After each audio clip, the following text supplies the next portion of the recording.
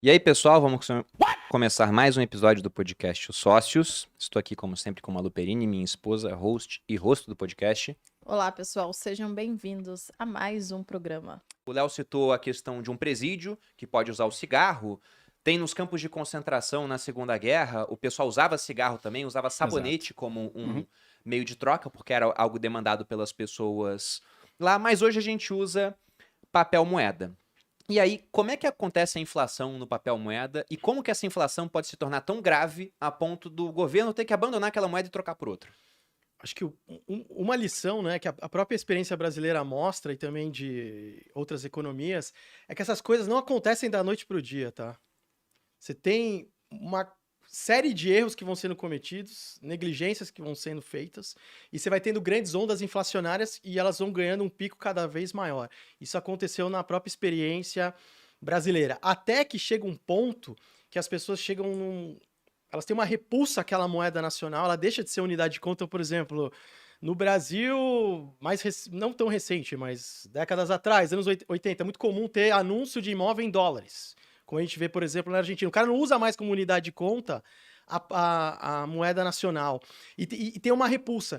E um ponto importante, que eu acho que a gente fala bastante de economia, é fundamental, mas eu li o livro Quando o Dinheiro Morre, que é do Adam Ferguson, e que ele trata mais de cicatrizes que ficam na própria sociedade a partir de processos inflacionários e hiperinflacionários, que são muito graves. Quando você chega nesse ponto que a população abandona a moeda, você não tem só uma falência da moeda, você tem uma falência moral da própria sociedade, sabe? Da estima daquela sociedade.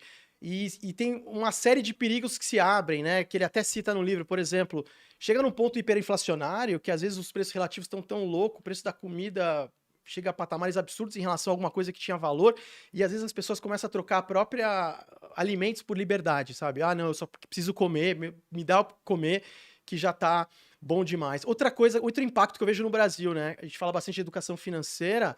O processo inflacionário deixou várias cicatrizes na sociedade brasileira, por exemplo, em relação a poupar, né? Porque a pessoa cresce ali, né? Vendo o vô e o pai falando, pô, o dinheiro perde valor rápido, vamos correr e comprar. Caiu o salário, vamos consumir. Não vale a pena guardar, ou faz isso. Aí, por exemplo, eu tava pensando, como proteger da inflação, ativos reais, a gente vai falar sobre isso. Aí eu fiz um levantamento, por exemplo, do Brasil. Pô, a gente teve pelo menos 3 episódios que mexeram no mercado imobiliário de uma forma brutal, que foi congelando aluguéis ou fazendo a lei do inquilinato. Primeiro, 1942, o Getúlio Vargas. Depois a gente teve 1964, com o João Goulart, antes dos militares assumirem, né? Ele também congelou os aluguéis. E aí provocou um caos no mercado imobiliário. Depois, em 1986, o próprio Sarney, no Plano Cruzado, fez o mesmo. Então, veja como a gente tem que avaliar várias coisas. Algo que era um mecanismo de defesa, pô, tem um ativo real em imóvel, eu vou alugar e vai corrigir pela inflação, eu vou ter uma renda tranquila, né? Que não vai virar pó. O cara chega e fala, ô, maluco, é o seguinte, agora tá congelado isso aí. Você não pode aumentar nada, você não pode despejar, você não pode...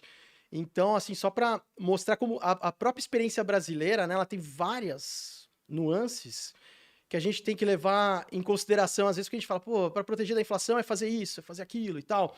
Mas aí quando eu fiz esse levantamento, eu falei, pô, pelo menos 3 episódios, 42, 64 e 86, não é? Em relação a essa questão de congelar, né?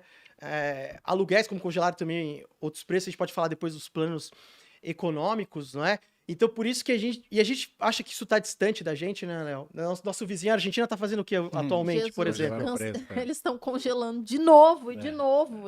Há quantos mil anos? 4 mil anos, Bruno, que isso não funciona? Você tem relatos disso na Babilônia. O Código de Hammurabi congelava alguns preços, por exemplo. E não dava certo. No Império Romano Já também lá, teve né? essa experiência. E não foi, no Império Romano não foi por falta de, sabe, esforço do governo, porque lá você não era preso se você vendesse por um preço assim, você era morto. Então realmente era um grande estímulo para o cara obedecer os preços. Exato. Mas você...